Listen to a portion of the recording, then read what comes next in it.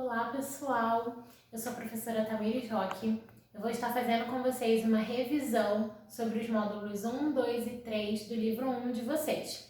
Então, nesses primeiros capítulos, o capítulo 1 e 2, a gente vai tratando sobre a parte da matemática que trata de dados, que é a estatística. E na estatística é muito utilizado tabelas e gráficos. Então, a gente vai estar revisando alguns tipos de gráficos e também tabelas. Então, nesse primeiro exemplo aqui, eu tenho uma tabela. Lembrando que é imprescindível que na tabela a gente tenha o título, que está aqui, e a fonte. Lembrando que a tabela é dividida por colunas, que são os que ficam em pé, e linhas, que são esses que estão deitados. Então, quando eu quero descobrir alguma informação numa tabela, é só eu ver essa lacuna e aí eu ligo a minha informação de cima da minha coluna com a informação da minha linha. E aí eu sei do que aquilo se trata. Por exemplo, nesse daqui de baixo, eu sei que esse número é 26. Como o próprio título me diz, é número de alunos por série a cada ano. Então, eu sei que 26 vai ser o número de alunos. Eu tenho que achar qual é o ano e qual é a série. Então, eu só preciso olhar o que está lá em cima na minha coluna, que é o 6º ano, e o que está na minha linha. Então, eu sei que 26 é a quantidade de alunos que eu tenho no 6º ano, no ano de 2020. Agora, a gente vai falar um pouquinho sobre gráficos. A gente tem um gráfico de barras, que ele pode ser dividido em barras verticais ou horizontais. Nesse caso, a gente tem barras verticais, que a gente também pode chamar de gráfico de colunas. Então, como o próprio nome diz, são barras que ficam em pé, por isso colunas. Lembrando que é imprescindível o título e a fonte, só que no gráfico a gente também não pode esquecer a legenda e os eixos do gráfico.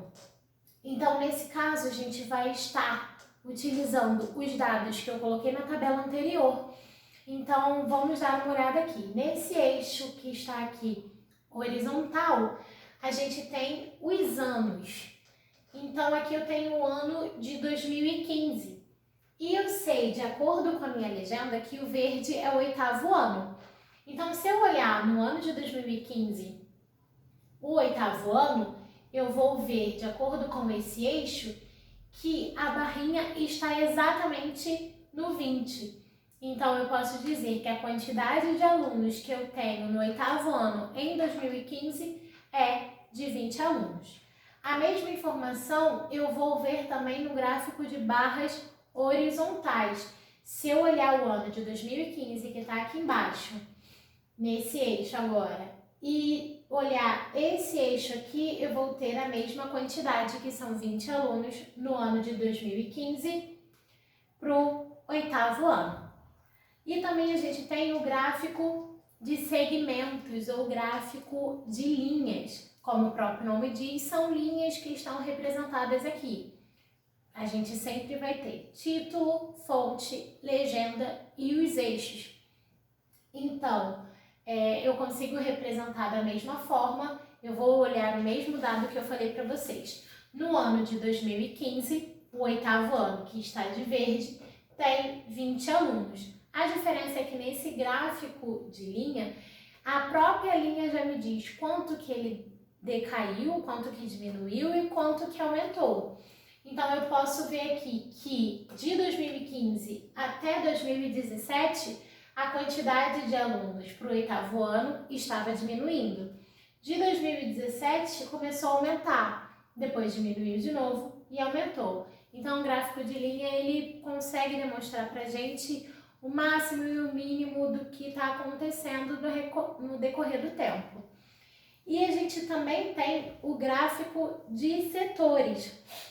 Então, eu separei aqui, especificamente, o número de alunos do 7º ano, porque eu não conseguiria colocar no gráfico de setores os 3 anos escolares juntos. Então, preciso para o gráfico de setores, cada um separado. diferente do gráfico de barras, que eu consigo fazer tanto separado quanto agrupado.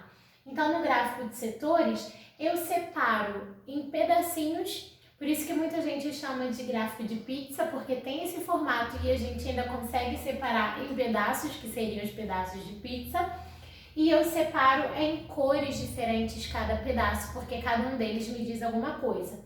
Nessa minha legenda, eu tenho que cada cor é um ano.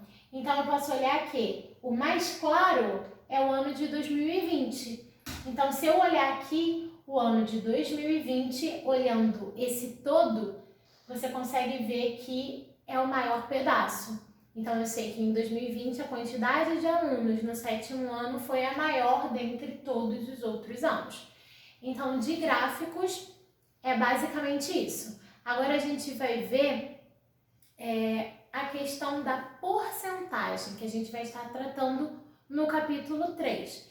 Então, já pega sua apostila aí, que a gente vai estar abrindo no módulo 3. Vamos dar uma olhadinha aqui.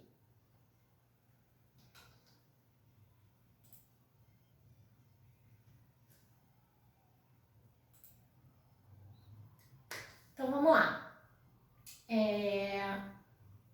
No módulo 3, a gente trata sobre porcentagem. Lembrando que porcentagem nada mais é do que uma fração onde o meu denominador é 100. Então, toda vez que eu falo em porcentagem ou porcento, eu estou falando que é sobre 100. Então, se eu estou dizendo que, vamos olhar esse exemplo, eu tenho 25%, é a mesma coisa que escrever 25 sobre 100. Agora, como eu calculo a porcentagem de alguma coisa?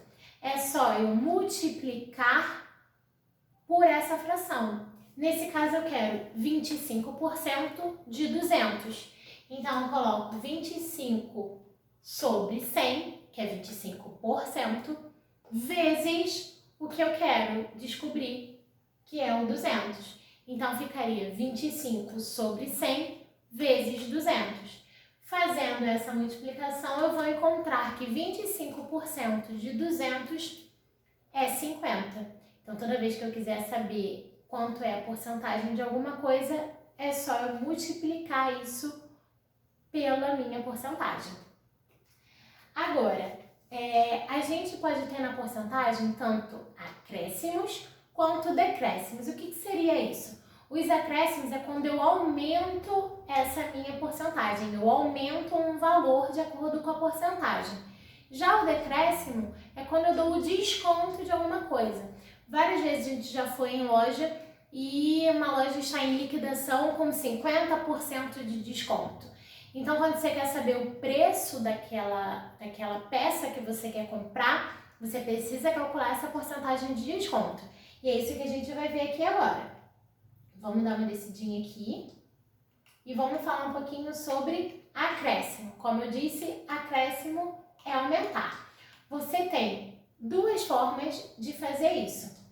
Você pode calcular. Vamos ter esse exemplo. Eu tenho 200, que é o meu total, é o meu 100%. Toda vez que eu falo de total, eu estou falando sobre 100%.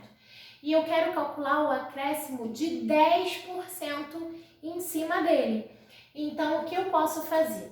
Eu posso calcular 10% de 200, naquela formulazinha que eu ensinei para vocês, 10 sobre 100 vezes 200, e somar ao valor inicial, que é 200. Então, eu tenho que é 200 mais 10% do meu valor, que é o próprio 200. Sendo que 10% de 200 vai me dar 20. Se você fizer a conta aí, você vai ver. Então, eu somo 20 a 200, que vai dar 220. Só que repara, eu também posso somar os valores da própria porcentagem, que é 100% mais o 10%. Somando esses valores, eu vou encontrar 110%. Então, existem duas formas de fazer. Ou você calcula o aumento, que seria 10% de 200, e depois soma ao seu total, seu inicial, e aí você vai achar o valor. Ou você pode já calcular 110% do valor que você quer, que aqui seria 110% de 200. Então, ficaria 110 sobre 100 vezes 200, que também daria o 220. Então, você tem duas formas para calcular.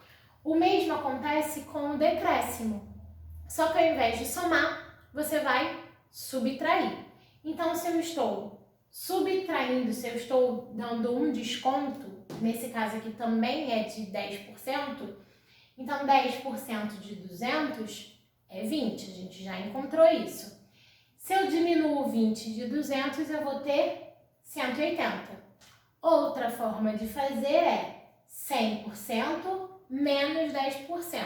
100 menos 10 vai dar 90. Então, daria 90%. E eu posso calcular 90% de 200, igual tá aqui embaixo. Fazendo aquele cálculozinho, 90 sobre 100 vezes 200. Calculando isso, também daria o 180. Então, você tem esses dois jeitos de fazer. Ou você soma já as porcentagens, ou você já calcula qual é o aumento e soma com o seu valor inicial. Para acréscimo. Para decréscimo, você pode subtrair as porcentagens, ou então, e depois de subtrair, você calcular o valor final, ou então você calcula quanto que foi o seu desconto e subtrai o seu valor inicial, que você vai achar o seu valor final.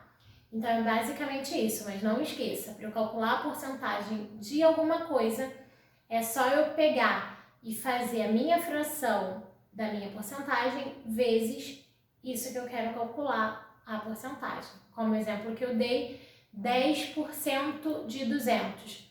10 sobre 100 vezes 200. E aí eu vou saber o valor da porcentagem. Então é isso, gente. Muito obrigada. Até a próxima.